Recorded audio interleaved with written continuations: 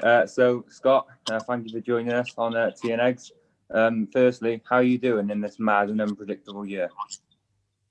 It's been strange. Obviously, I moved from Wales to London to experience a bit of London life with my family, and it was pretty sharpish shut down. Obviously, I was out for a couple of months with a neck op. As soon as I got back, then we went to lockdown. So it's been a frustrating year, but obviously, there's a lot of people worse off than myself and a lot of us. And how much of a relief was it returning after 5 or so months to play for Harlequins again? Oh, it was brilliant. Obviously, you get bored of training on your own. Obviously, we were allowed to exercise, but in isolation. So it was pretty tough, pretty hard going. But I think it does build up a mental resilience. I think sometimes when you're on your own and you go to those dark places, it can aid you when you come back. And it makes you enjoy it a lot more, and you probably miss it. And can you tell us a bit about the English Premiership? How much different is that to the Pro 14? The intensity, that sort of thing. I think it's just more physical, and I say more physical. I mean more physical. Every single game is like playing Leinster, Munster, those type of teams. They contest a lot more scrum time and opposition lineouts. So you have to be a bit more on your money there than maybe I could have been probably in the Pro 14.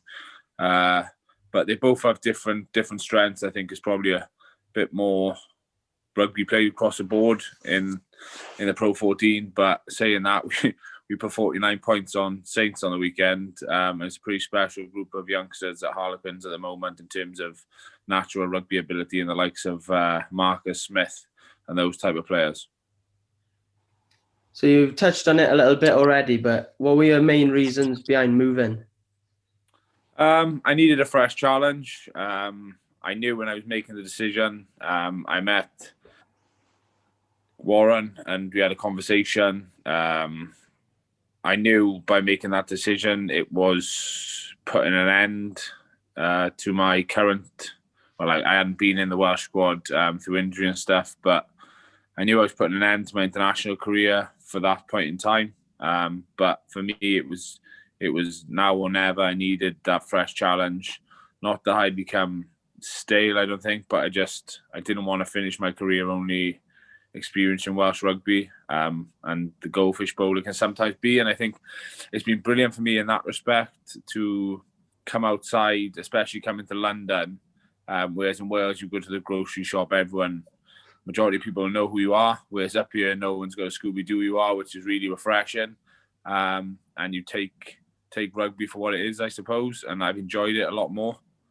I think I enjoyed it as well. When I made the decision to come to Quins, I enjoyed my last few months in Welsh rugby as well. There was still that bit deep down in me hoping somehow they'd still pick me for the World Cup squad, but never happened, and it is what it is. I've made peace with that, and I'm enjoying life as a Harlequin. You said that it ended your Welsh career for that point in time. Do you still bear a hope of potentially representing Wales again? Yeah, obviously, I think once I'm a player, I don't suppose I'll ever be happy being a passenger, if that makes sense. I don't want to be a player that's just here to make up the numbers. As long as I play professional rugby, I want to be number one at the club I'm at, and I still want to play for my country. I obviously understand there's a rule in place at present. I've been asked a few times over the last few weeks what you make of the 60 cap rule, and it's the same as it is when I left. I agree with it. I think it's a good principle, but I do think there should potentially be a regional appearance or time served, so to speak, in Welsh rugby as well, because players get capped at certain ages, and if you get capped at an older age, it almost catches you and holds you there for longer. Where you may have represented your country, your club, 100 plus times. So your service to Welsh rugby isn't just in the international jersey. So I think maybe look into a regional appearance thing as well. But look, nothing's perfect in life, and the boys that have left Wales, including myself, or haven't re-signed in Wales, knew the decisions they were doing when they made that choice. Yeah, it's definitely a good point. You debuted against Japan in 2013. What was that tour like? For me personally, it was a little bit frustrating. Obviously, it's a really weird one. It's amazing to get your first cap, but if I'd only ever had one cap and it was 3 minutes against Japan, not Japan against anyone, it probably wouldn't have. I wouldn't have been satisfied. And I'm still not satisfied with the career I've had playing for Wales. I always want more, but when I look back now, the feeling for my first cap was obviously brilliant, but it was the first game in the Principality playing against Australia when I was on the bench. That was the best memory I've had in terms of driving to the stadium. I remember sitting next to Warby on the way in, and Gats had told me I was going on at 55 minutes roughly. So I knew I was going to get some good game time. And driving to the stadium, we drive past all your life thinking, I'll play there one day. And the day had come. So that was an amazing moment for me, and something which sticks vividly in my mind. Yeah. So you must have a lot of good memories with Wales, especially in the World Cups and things. Could you touch on a few of the most special moments? I think it's when you, in the moment, you probably don't appreciate it, but it's the camps. Like the World Cup camp was brutal in 2015. I look back now and I think, how do we get through it? But they're probably when you make your bonds, your close friendships and so on. And I was very fortunate. A lot of the Ospreys boys and a lot of my close friends from Bridgend, where I'm from, come on that journey as well, in terms of Rhys Webb, Matthew Morgan, to name a few. And obviously the boys I've met over the years, Dan Bigger, Gethin Jenkins. Like, I never thought me and Gethin would be players that would have clicked, so to speak. But really good friends with Gethin, and it's great to see him coaching now. I hope he's got a bit more of a smile on his face than when he was playing. But yeah, it's that type of stuff. Obviously, the first win against South Africa, the second win in, I think it was the history, was my first Sansa start. So to win that, play 80 minutes, was obviously a huge achievement. Something that sits with me really special. And obviously the World Cup was brilliant, but it was obviously frustrating then getting knocked out the way we did to South Africa. But beating England at Twickenham and scoring against Fiji in less than a week, it must have been a pretty good feeling. Yeah, it's a strange one with the Fiji and England games. So obviously, I didn't have my best time at set piece, line outs specifically. In that game in the first half, we lost a couple. So for me, it was more relief we won that game than enjoyment.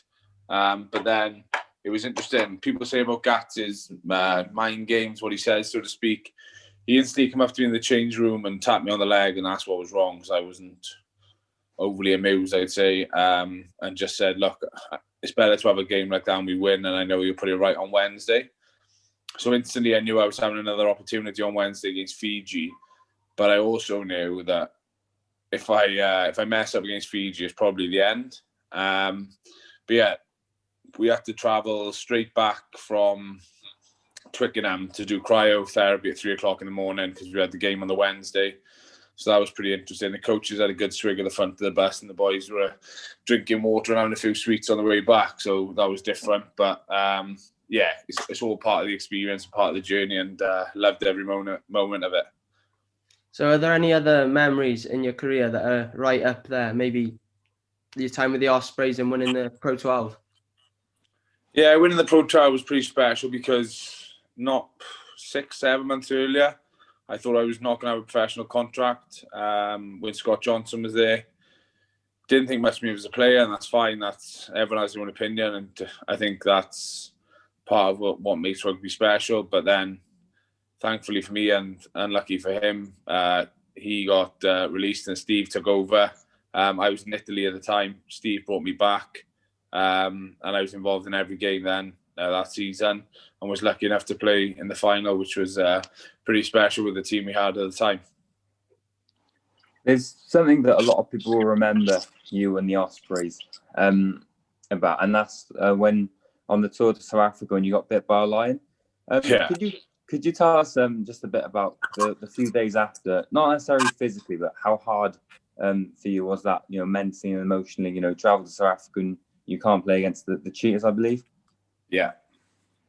So it was a tough one, really, because I didn't even want to go to the safari, but we got there. It happened. There was a bit of stuff went on, which probably in hindsight could have been done differently.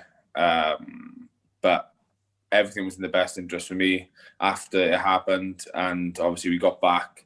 There was a lot of media stuff which was quite misconstrued, I think is the right word. But I bit my tongue a bit with it. It wasn't just me doing it. It wasn't as if I put my hand in somewhere where we were told not to. We were told we were allowed to stroke the lions, just be careful, which obviously I wasn't that careful when I looked away to give someone my phone, but just got caught up in the moment, and it happened. It's something, thankfully, now, in the moment when I went to the hospital, the surgeon said a 50% chance I'd wake up with no hand. So that was pretty stressful. But thankfully, when I woke up and it was there, and a few operations later, there was no lasting damage. So it's something I can look back on now when I earn a bit of money on doing after dinner speaking, which is always nice. Yeah. Is that something you do look back on and sort of have a little giggle now, or is it something that is still quite fresh in the memory and you think, oh, I don't really like thinking about it? Nah, it's something now I look back on. Look, there was no lasting damage. No one was really hurt. I obviously missed a few weeks, which was frustrating. But it's something I look back on now and I can laugh about. It's a bit, I don't know the word really, when people just keep like trying to make a joke about it to you, like years on, you're like, oh yeah, that was funny, the 150th time I heard it as well, mate, type thing. But look, it is what it is. People are going to have their opinions on it, and I'd be laughing if it was someone else. So as long as someone gets a bit of humour out of it, it's fine. So you're captain at the Harlequins at the moment, the new captain, Alex Dombrandt. He didn't follow a traditional route into rugby. He went through the university system, as did Luke Northmore, playing at Cardiff Met. You also had a different start to your career, working on a building site until you were 21. What did that start to your career do for you?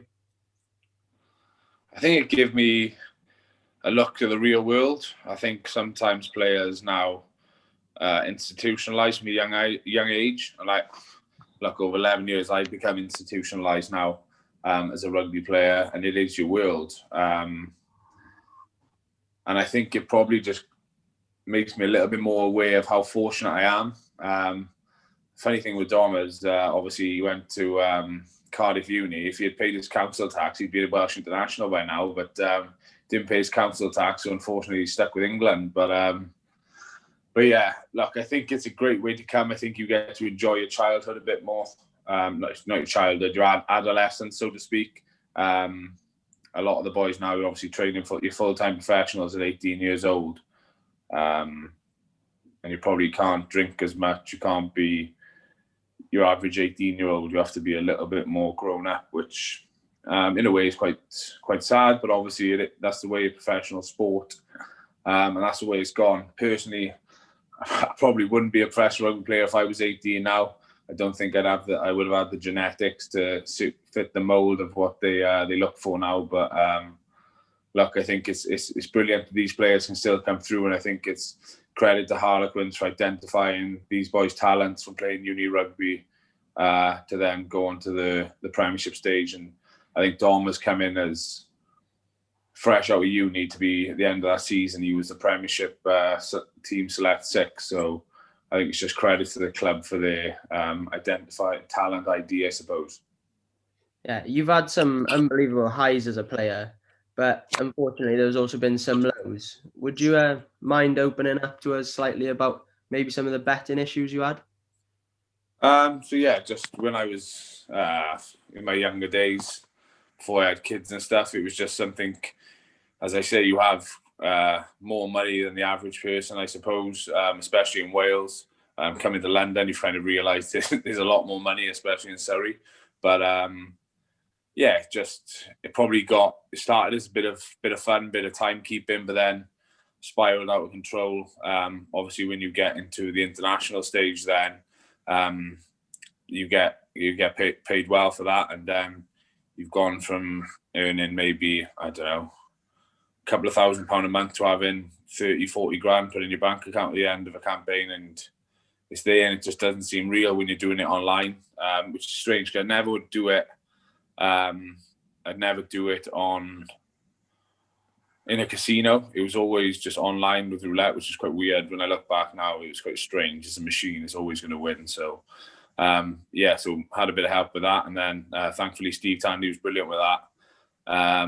Got help and trying to help a few people now with it. I know there's a lot of young athletes going through similar experiences, having a lot of free time on their hands. Thankfully for me now, having 2 kids, I don't have much free time on my hands, so can't go down that route really. What advice would you give to anyone who is stuck in a rut like that at the moment? Don't be afraid to tell people. I think that was my biggest mistake, was feeling that ashamed, I suppose is the right word. Yes, you've made a mistake, but ultimately it's not the end of the world. If you tell somebody can get better, and it's the day you admit, I think, when you have an issue, is when you can start to get a nice breath of fresh air, go out, go for a walk, and just your mind's a lot freer. You can focus on what you need to focus on to get better. Until that point, you just won't. You'll just be in denial, and it's not a good place to be. Yeah, you've turned that corner now. And in terms of the future, what are your main aims? Back in the Wales team? Firstly, it's to keep playing well for Quins. I come here to win silverware, and that's something we didn't achieve last season. We were too inconsistent, so trying to help bring consistency to the team. Obviously, we had a great result on the weekend, but we've got some pretty big games coming up with Gloucester this weekend, then Munster and Ras in 92. So try and get some consistency there, get some good results, some good performances. And look, if situation changes in terms of the policy Wales have in place, or who knows, I don't know, but I'll still have ambitions to play for Wales as long as I'm playing rugby. You've experienced rugby in Wales and England. Do you have ambitions of maybe playing further afield, France or the Southern Hemisphere? I think the Southern Hemisphere is probably gone. I don't think I'm quick enough for that game anymore. But no, I'm enjoying the Premiership. I've always been interested in France, but again, it's just my family's happy in London at the moment. We bought a house here, so we're pretty set and pretty happy here. But as I say, you never know what the future holds. But I'm just focusing on the now and just trying to block it in 4 to 8 week blocks at the moment, and focus on performing well for the team. You mentioned you're now a father. How much has that helped you as a rugby player, and how much has it changed you as a person? Well, it hasn't helped my sleep, I know that. But other than that, it's just, it makes you realise that rugby isn't everything. Rugby is a massive part of my life. And it's put me in a much better place than I would have been if I hadn't taken up rugby. It's made me a better person. But I also, when I come through the door in everyday life now, I come in at the end of training and I'm Dad, I'm not Scott, the rugby player. I try to switch off. My wife asked me to get off the laptop every now and again because I'm always watching footage and I'm a bit of a rugby nose with stuff. But yeah, I've got a much better balance in my life now. I probably used to be very obsessive, as I said, with the gambling, with everything. I've got quite an addictive personality, so it's trying to get that balance right. And my 2 kids have definitely made that happen. There's been a lot of debate about international rugby at the moment, and whether it's boring. I was just wondering what's your thoughts on it? If you're watching the Wales game at home.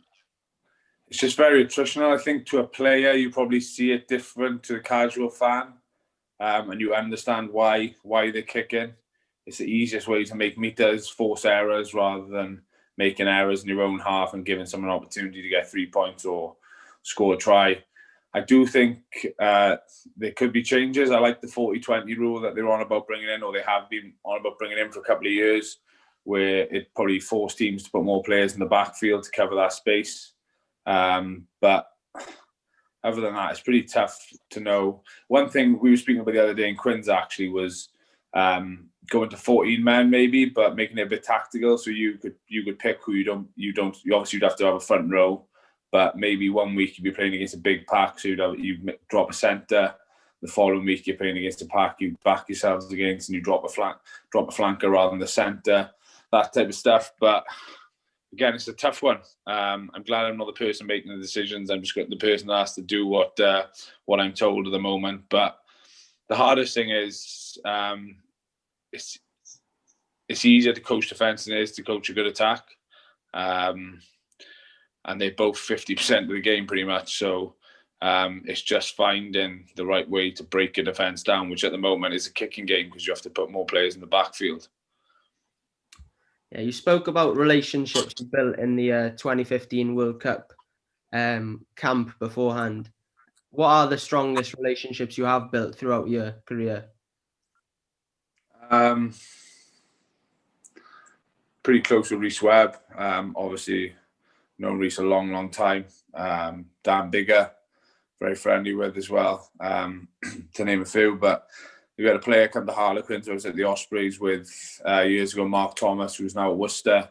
He came to Quins a couple of months ago, and it's a good friendship in rugby when you haven't seen each other or spoke too much in the last couple of years, but all of a sudden it's as if you've never been apart. So obviously I was sad to see him go, but glad to see him get another professional contract at Worcester after working on a building site for the last couple of months welding. So that's been pretty special. But there's so many friendships you get, but it's weird. It's rugby friendships are rugby friendships. When you leave a club, yes, you speak, but you don't speak as frequently as I would to my friends who I was growing up with outside of rugby. And I think it's just getting that balance. I've got a really tight-knit group of mates in Quins now at the moment, a few with the younger boys, a few with the older boys. And that's brilliant. So yeah, it's having good friendships when you're there and just engrossing yourself in everything you can involved with the club you're in at the present time. Are there any coaches that had a particular impact on your career? Before I became professional, Gareth Nicholas, who was my coach at Pengo College, and Steve Tandy was a huge influence on me. Probably he was the one that actually recommended me to get signed for the Ospreys when he was a player, and then obviously he backed me as a coach. And I played some of my best rugby under Steve. Me and Steve didn't always see eye to eye. We had some pretty heated discussions, but the good thing with Steve was as soon as you left that room, it was never held against you. That it was sorted, it was done, we moved on from it. And he was a really good grounding factor for me in terms of he'd tell me straight what I needed to do. And he sent me to see Lady Victoria. She was a sports psychologist type lady, and she just told me to work on the controllables, what I can control. Things I couldn't control, don't worry too much about. And Steve was at the forefront of that. And it was just a word and some stuff. Instead of going into his office saying, why aren't I starting? She would say, go in and ask, what do I need to do to start? It's the same question, but he's not going to be on the defence because I'm asking him what I need to do rather than saying, why aren't I starting? So stuff like that was brilliant. And Steve always backed and believed in me. And it's great to see him back at the top level of coaching with Scotland as well. And I think they had the best defence in the Six Nations, which to those that know Steve wouldn't surprise him in the slightest. Brilliant, Scott. Thank you so much for taking your time out of your day to speak to us. And we wish you all the best in the future. No worries, boys. Hope it goes well. Cheers, mate. Luck. Cheers.